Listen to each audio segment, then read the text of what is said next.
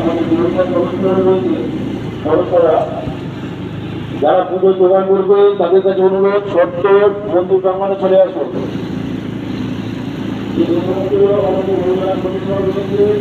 আমাদের কাছে অনুরোধ পুজো জোগাড় করতে হবে, তাড়াতাড়ি মন্দিরে চলে আসুন।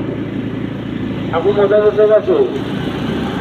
আমাদের যে সমস্ত মহিলা সদস্যদের পুজো জোগাড় করে তাদের কাছে অনুরোধ আপনারা সত্তর চলে আসুন মন্দির প্রাঙ্গণে, ঠাকুর মশাই এসে গেছে।